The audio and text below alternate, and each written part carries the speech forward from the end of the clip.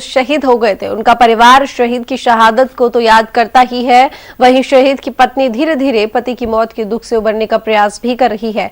उनका कहना है कि पति की शहादत के दिन से ही उनकी दुनिया बदल गई। उनसे बात की संवाददाता ज्योत्सना ने।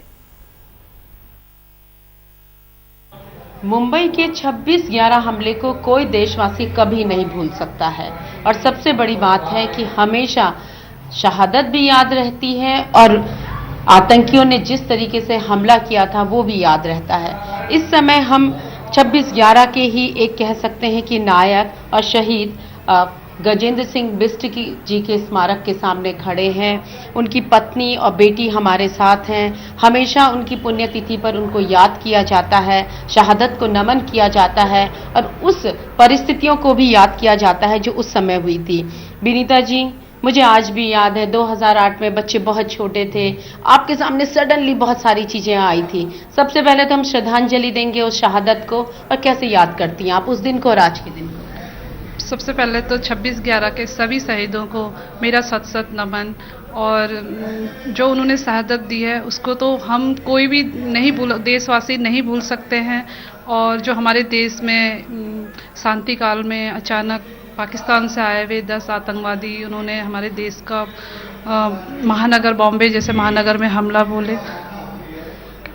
हाँ बिल्कुल, मैं समझ सकती हूँ कि आपके सामने बहुत अजीब सी परिस्थिति थी। उस समय बच्चे बहुत छोटे थे, आप हाउसवाइफ थी, कभी बाहर कुछ देखा नहीं था, कैसे संभली आप? मेरा तो 26/11 के बाद पूरा संसार ही उलट पुलट हो गया, सब कुछ खत्म हो गया। बच्चे बहुत छोटे थे, सभी लोगों ने सहयोग दिया और खुद आप बहुत हिम्मती रही, हमने खुद देखा है कि कैसे आपने स्ट्रगल किया। आज जब आप देखती हैं, आज बच्चे बड़े हो गए हैं, पढ़ रहे हैं, आप मजबूत हो गई हैं। गजेंद्र जी को तो आप कभी नहीं भुला सकती हैं, लेकिन आप जैसे बहुत सारे परिवार होते हैं जिनके साथ सडनली ऐसी घटना हो जाती है, जो हस्बैंड हैं वो शहीद हो जाते हैं देश की रक्षा करते करते, कैसे देखती हैं आप? मैं जो हमारे भारतीय सेना हमारे बॉर्डरों पे है उनके लिए सैल्यूट है, जो हमारे शहीद हुए हैं उनके लिए नमन है। और मैं सभी जो हमारी इंडियन आर्मी है, जो शहीद परिवार से है, उनको, उन महिलाओं को मैं यही कहना चाहूँगी, और मेरे लिए भी ये है कि जैसे मेरे लिए सबसे पहले मेरे हस्बैंड के लिए मेरा देश था, वैसे ही उनके लिए उन्होंने शहादत दी है, उनके लिए मेरा देश सबसे पहले है और उसके बाद मेरे लिए पूरा मेरे बच्चे हैं। आपको राज्य सरकार, केंद्र सरकार, इंडियन आर्मी सब ने आपकी पूरी मदद की है। कुछ ऐसी चीजें आपको कभी खली हैं कि अन्य परिवारों को वो मदद भी मिलनी चाहिए, या कहीं कोई ऐसी कमी जिसे आप चाहेंगी कि आने वाले टाइम पर पूरा किया जाए? मैं अपने शासन प्रशासन से यही कहना चाहूँगी कि जो हमारे शहीद द्वार बनते हैं, उन शहीद द्वारों की जो आप लोग घोषणाएं करती है, उनकी देख रेख अच्छी तरह से होनी चाहिए, उनकी सफाई होनी चाहिए। जिस क्षेत्र में जो अगर प्रधान है या नगर निगम है या पार्षद है, उनको अपने क्षेत्र के जो द्वार बनाए हैं शहीदों की, उनकी समय समय पे सफाई और देख रेख होनी चाहिए।